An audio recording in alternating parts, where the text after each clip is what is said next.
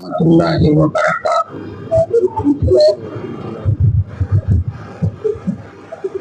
نحمده ونصلي على رسوله الكريم. أما بعد، وقد قال الله تعالى في كلامه الكريم والفرقان المجيد: أعوذ بالله من الشيطان الرجيم. بسم الله الرحمن الرحيم.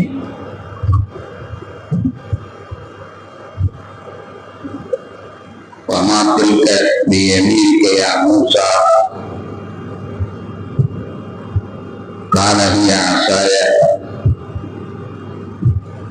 أتوكأ عليها وأهش بها على غنمي ولي فيها معارض أخرى. صدق الله مولانا العلي العظيم.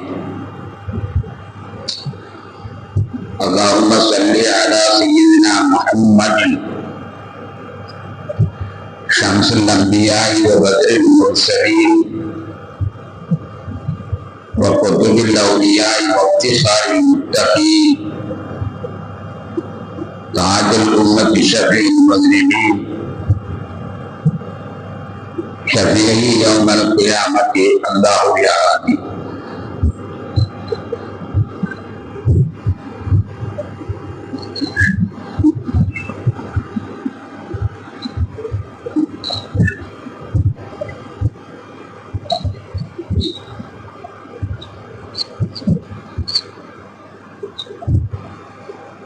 கண்ணியத்திற்கும் இந்த மரியாதைக்கும் வீட்டான பெரியோர்களே, சகோதரர்களே, அல்லாஹ் தஆலா நம்மை எல்லாம் அவனுடைய அடியார்களாக, அவன்தான் நம்முடைய இறைவன் என்பதை ஒப்புக்கொள்ளக்கூடியவர்களாக ஆக்கி இருக்கிறார்.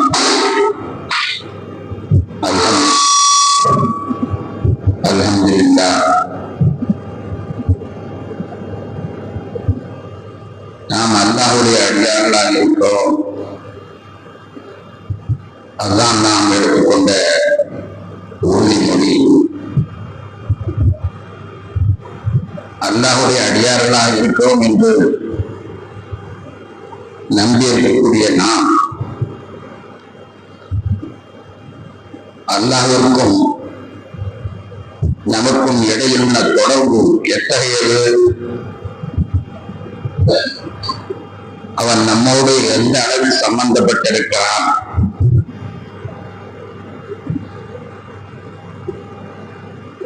அவனுக்கும் நமக்கும் இடையிலே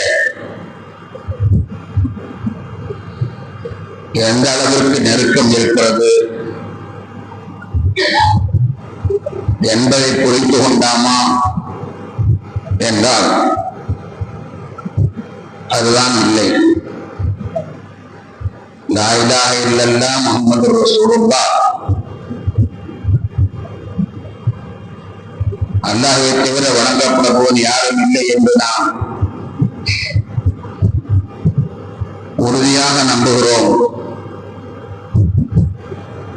ஆனால் அந்த அல்லாஹ்வோடு நமக்கு எவ்வளவு நெருக்கம் இருக்கிறது என்று புரிந்து கொண்டோமா என்றால் இல்லை என்றுதான் சொல்ல வேண்டும். அல்லாஹ்விற்கும் நமக்கிடையே எவ்வளவு நெருக்கம் இருக்கிறது என்பதை விளக்குவதற்கு ஒரே ஒரு சம்பவத்தை, அல்லாஹ் எடுத்துக்காட்டாக செல்லக்கூடிய ஒரு சம்பவத்தை உங்கள் கண் முன்னால் நான் கொண்டு வருகிறேன். நபி மூசா அலைஹிஸ்ஸலாத்து வஸ்ஸலாம் அவர்கள் தன்னுடைய நாட்டிலிருந்து வேறொரு நாட்டிற்கு குடிபெயர்கிறார்கள். அங்கேயே திருமணம் முடித்து குழந்தைகளை பெற்று நீண்ட காலம் வாழ்ந்து கொண்டிருக்கிறார்கள். ஒருவருக்கு தன்னுடைய தாயை பார்க்க வேண்டும் என்று ஆசை ஏற்படுகிறது. அவர்கள் தாய் வாழுமிடம் எகிப்து. அந்த எகிப்து தேசத்தினை சென்று தன்னுடைய தாயை பார்க்க வேண்டும் என்று ஆசை கொள்கிறார்கள். உடனே தன்னுடைய பிள்ளைகள் எல்லாம் அழைத்துக் கொண்டு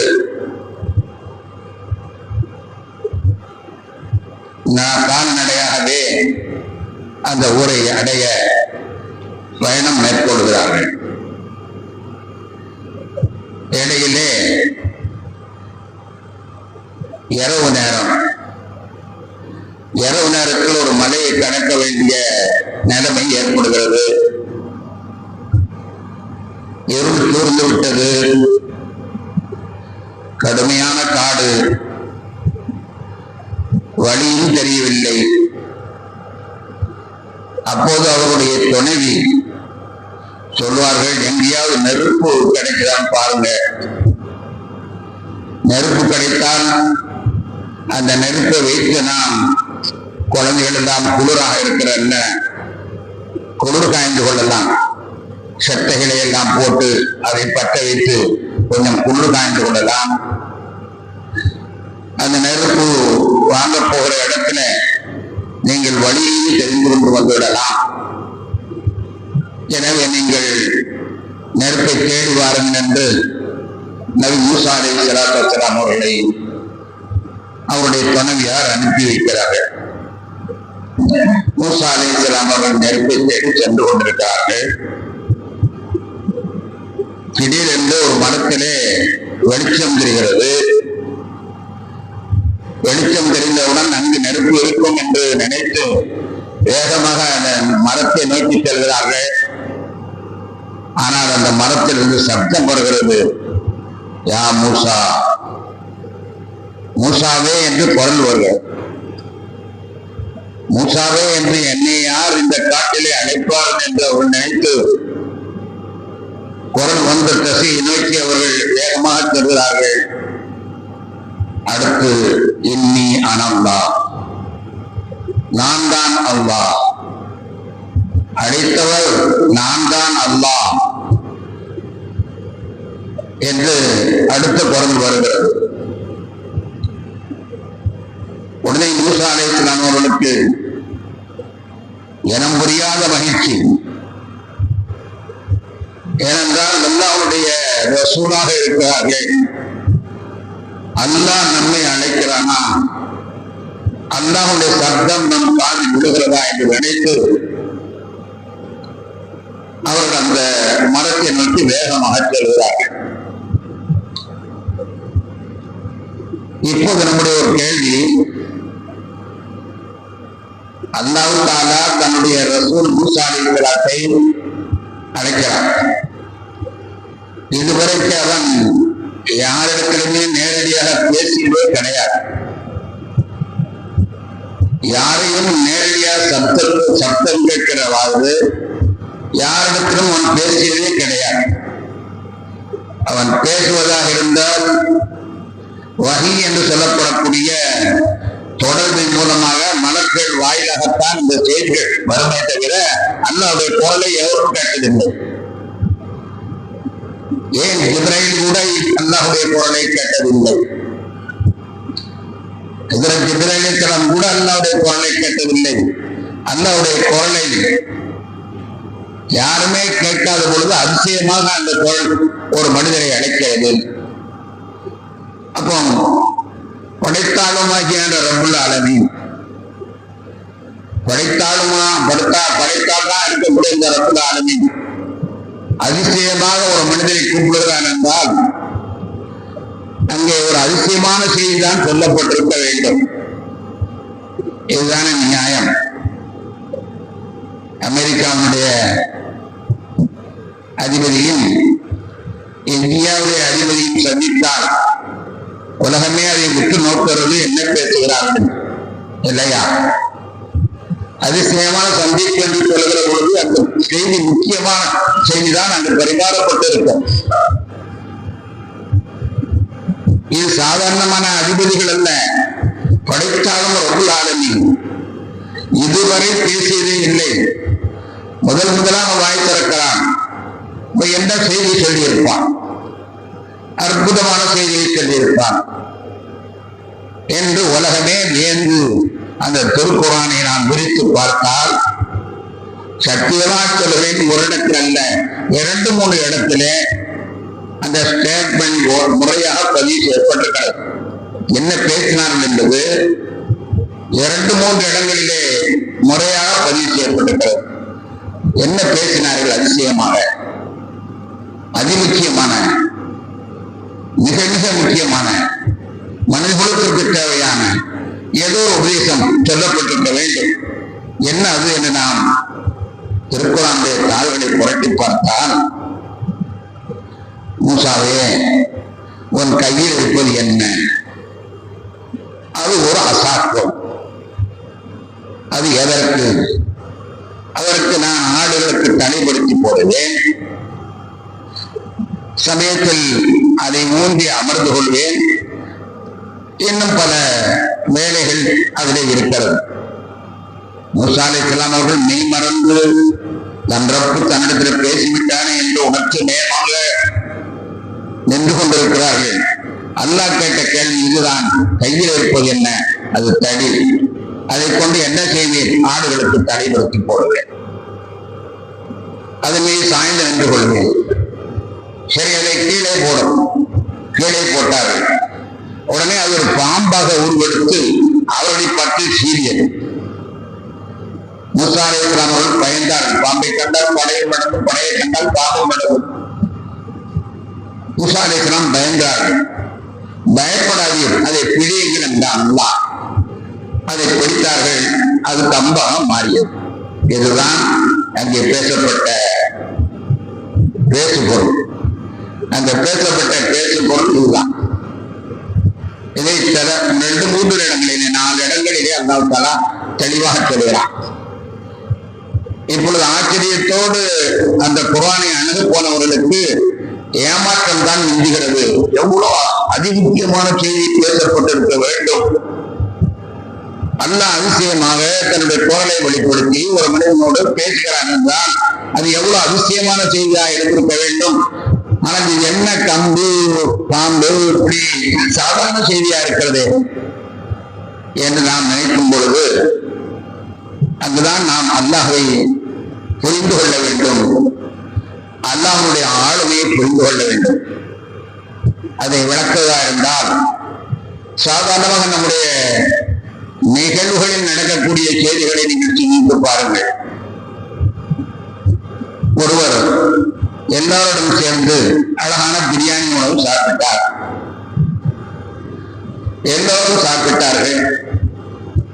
ஆனா ஒருத்தருக்கு மட்டும் வயிற்றுப்போக்கு வந்துச்சு.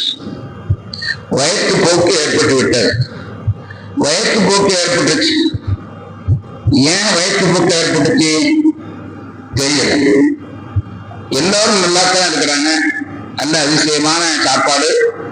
அதுவும் தமிழகத்தை பொறுத்தவரை மருந்து பொருள்கள் தான் மசாலாவாக, மருந்துகள் தான் மசாலாவாக, மிளகு என்றும் இஞ்சி என்றும் பூண்டு என்றும் எல்லாமே மருந்து பொருள்கள். அப்படி ஆக்கப்பட்ட சாப்பாடு ஏன் விஷமா, ஏன் வயிற்று போக்கு ஆரம்பித்தது என்று கேட்டால் கடைசியான பதில் என்ன தெரியுமா? அல்லாஹ் நாடல, அல்லாஹ் நாடல, அதனால ஜீரணம் ஆகல. இதுதான் உண்மையான பதில். அல்லாஹ் நாடல, ஜீரணமாக. சரி, உடனே அவர் மருத்துவத்தை போறார். மருத்துவத்தை போய் அவரிடத்துல இதற்கான சிகிச்சையை கேட்கிற பொழுது மாத்திரை கொடுத்தார். 2வது நாளும் போனாரு, வயிற்றுப்போக்கு நிக்கல. வயிற்றுப்போக்கு நிக்கல. டாக்டர் நீங்க மருந்து கொடுத்தீங்க, நான் சாப்பிட்டேன், வயிற்றுப்போக்கு நிக்கல. வயிற்றுப்போக்கு நிக்கலையா?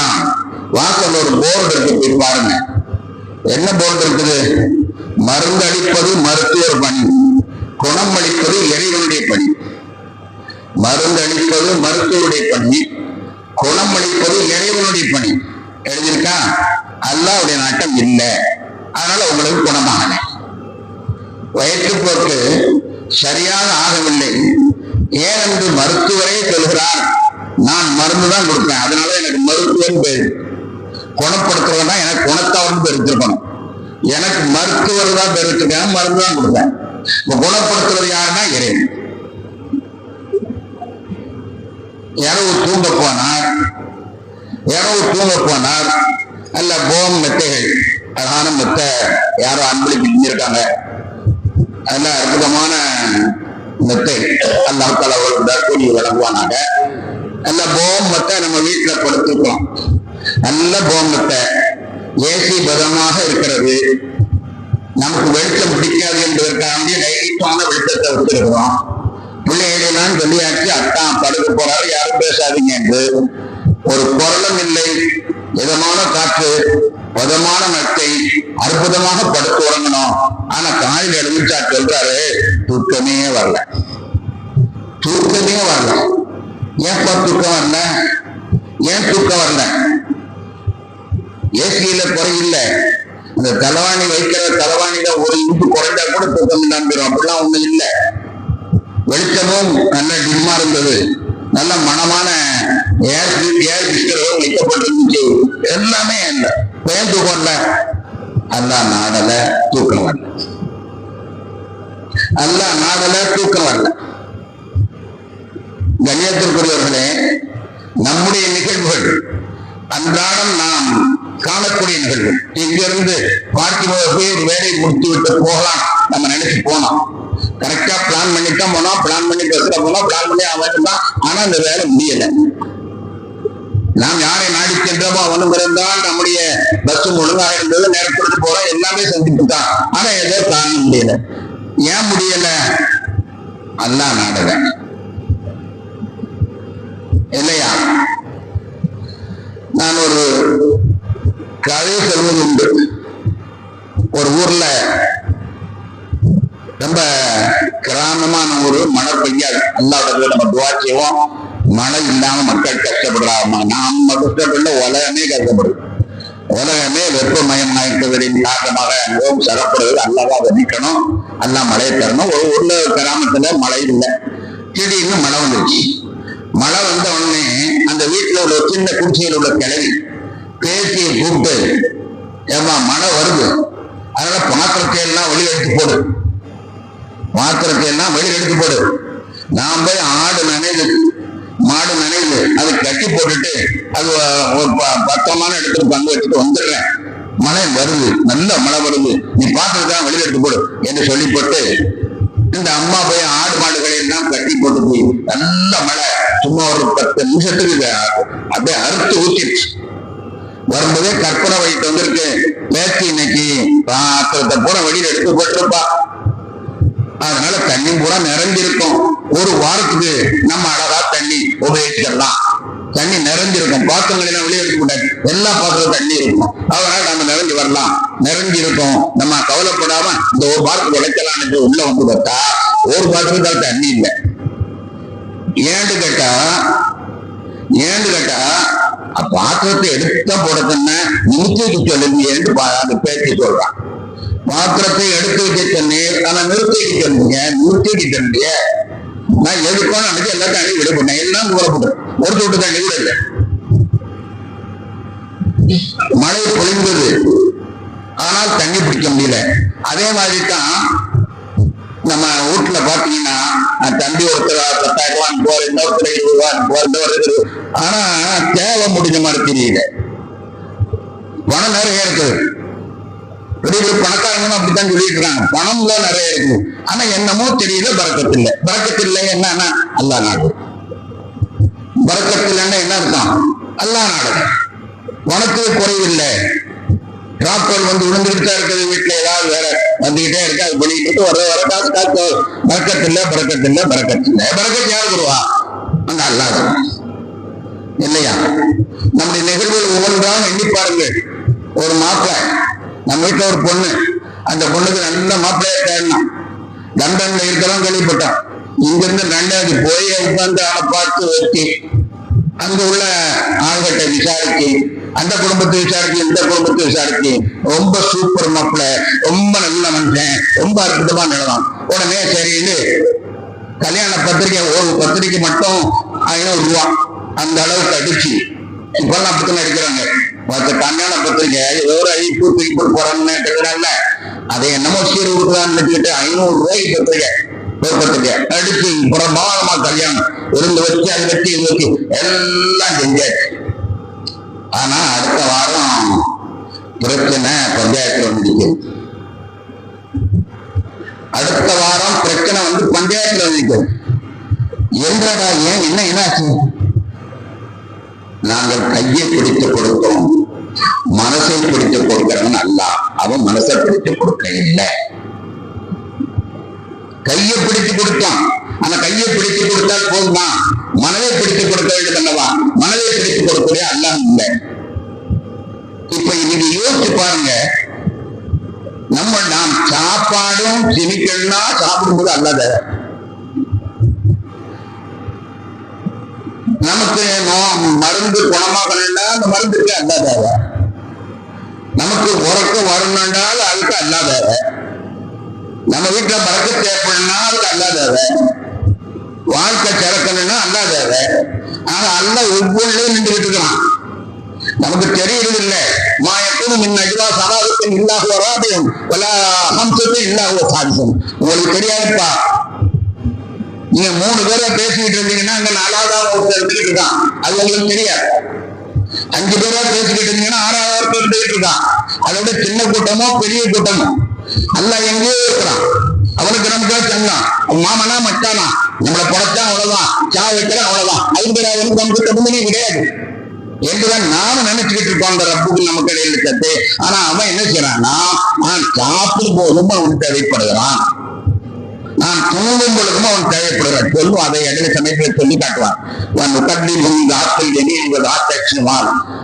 மடப்பையில நீ படுத்திருக்கும் பொழுது ஒரே பக்கமாக படுத்துட்டா ரத்தம் உறைஞ்சிருக்காண்டி உன்னை நான் வலப்பக்கமா நான் புரட்டி விடுறேன். அப்படி தூங்கும்போது ஒரே பக்கத்துல படுத்தா ரத்தம் உறைந்து விடுவதற்காண்டி அவனை நான் வாக்கு பக்கத்துல புரட்டி விடுறேன், இட பக்கத்துல புரட்டி விடுறேன். நீ தூங்குற, நான் உன்னை புரட்டி விட்டு உட்காந்துக்கோ. நாட்கள் இந்த ஆட்சிவான் ஆதானிகள் இன்னொரு இடத்துவான், காதல தட்டி தட்டி உன்னை தூங்க வைக்கிறேன். ஆதானி காதுகளை தட்டி தட்டி தூங்க வைக்கிறோம், நாம் தூங்க வைக்கிறோம். ஆக ஒரு நிமிஷம் கூட அவன் இல்லாமல் ஒன்றையால் எந்த வேலையும் செய்ய முடியாது. அவனுடைய நாட்டம் இல்லையானால் தூக்கம் வராது, அவனுடைய உதவி இல்லையானால் மருந்து பலன் அளிக்காது, அவனுடைய உதவி இல்லையானால் பரக்கத்து இருக்காது, அவன் உதவி இல்லையானால் மணமக்கள் வாழ மாட்டாது, அவன் உதவி இல்லையானால் உன்னால் எந்த காரியமும் ஆற்ற முடியாது. அப்படி இருக்கக்கூடிய நிலைமையில முக்கியமான செய்தி இதை நாம் புரிந்து கொண்டோமே ஆனால், நாம் ஒவ்வொரு நிமிடங்களிலேயும் ஒவ்வொரு பேச்சிலையும் ஒவ்வொரு அசைவிலையும் அல்லாஹ் நமக்கு உதவி செய்து கொண்டிருக்கிறார். அவன் என்ன அர்த்தம் தெரியுமா? ஆட்களை வச்சு வேலை வாங்கல, அவனா வேலை வாங்குறான். எல்லாமே அவனாத்தான் பார்க்கிறான். ஆகது என்ற ஆயத்துக்கு வசனத்துக்கு என்ன பொருள் தெரியுமா? ஆட்களை வச்சு மலக்களை வச்சு வேலை பார்க்கிறான், தப்பா நினைச்சிட்டு உட்கார்ந்துட்டாங்க. ஆகது எல்லா வேலையும் அவனாத்தான் பார்க்க,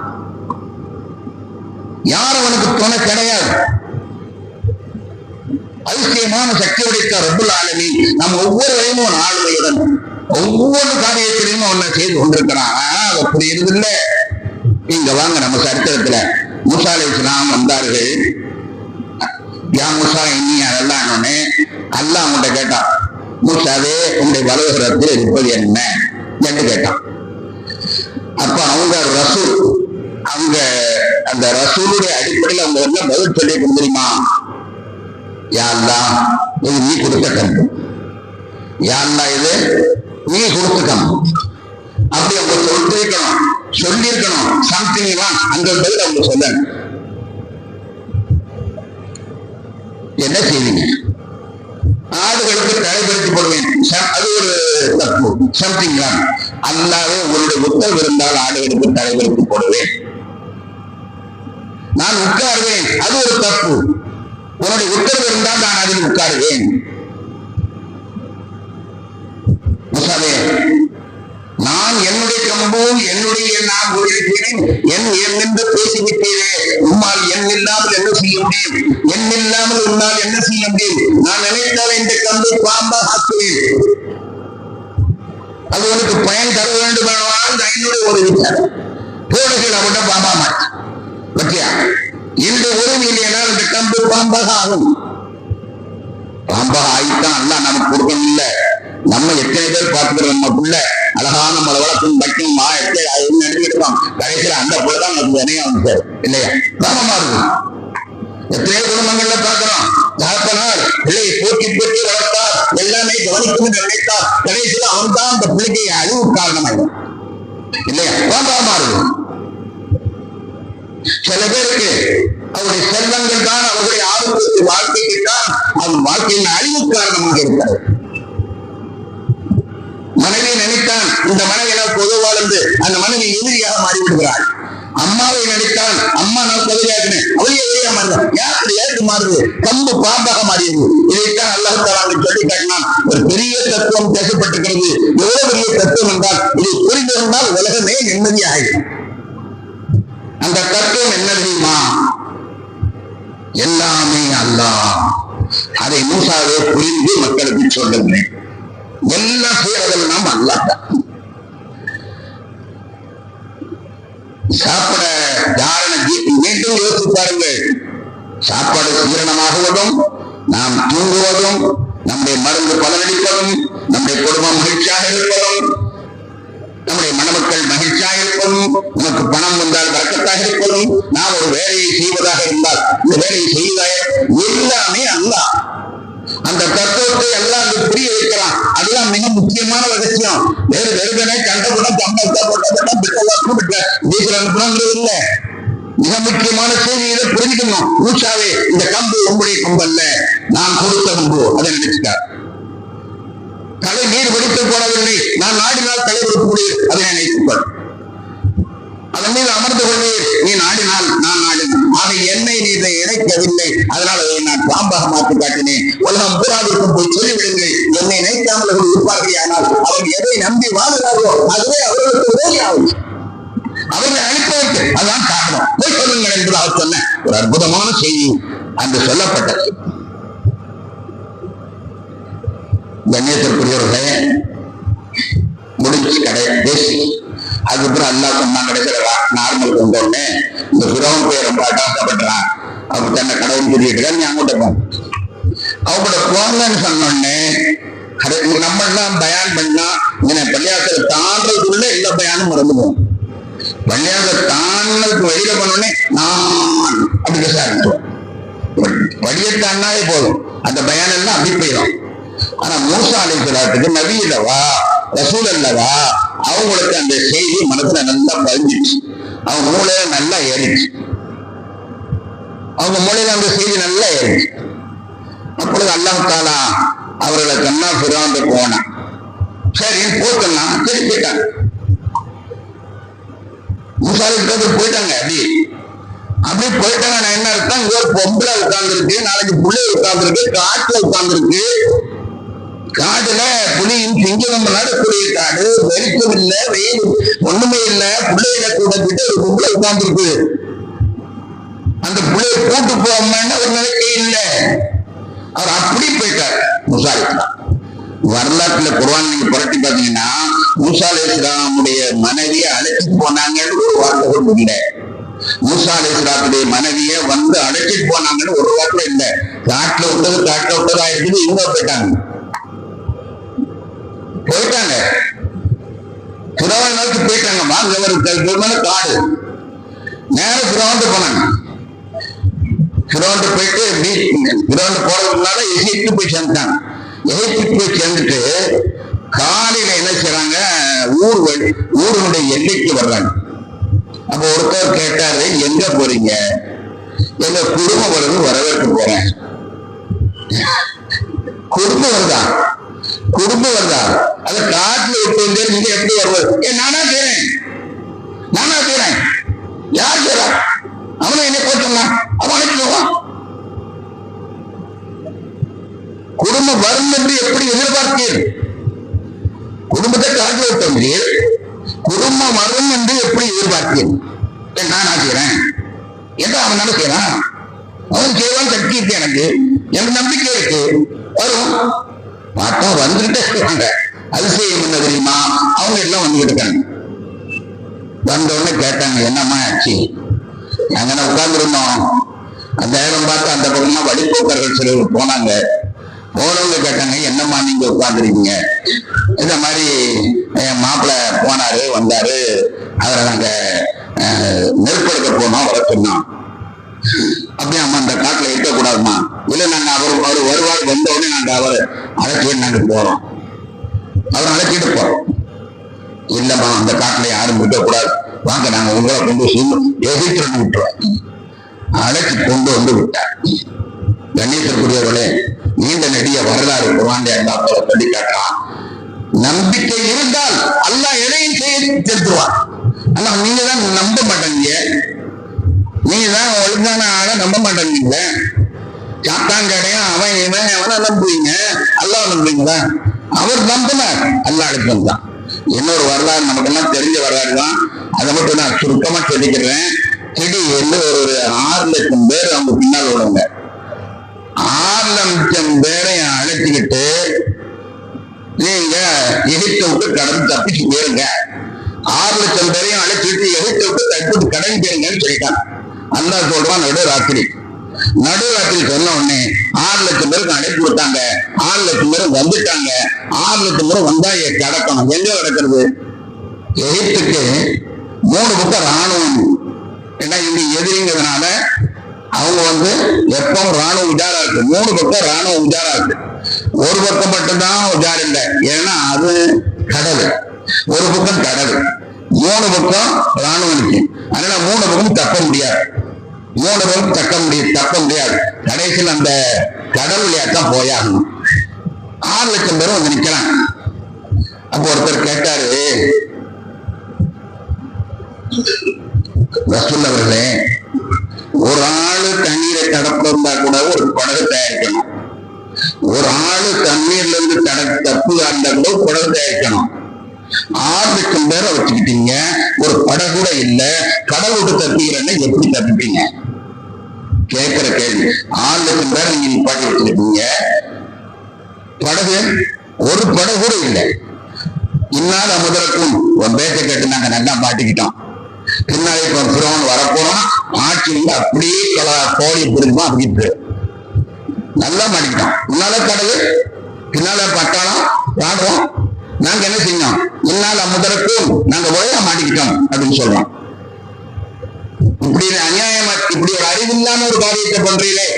கடலை வைத்துக் கொண்டு கடலை கடப்பதற்கு ஒரு சின்ன வழி கூட செய்யாம எல்லாத்தையும் கூட நடுக்கமத்தை நிப்பாடி வச்சுட்டீங்களே, அறிவில்லாத ஒரு வேலையை செய்கிறேன் என்றவன் கேட்கிறான். கேட்டது நியாயம்.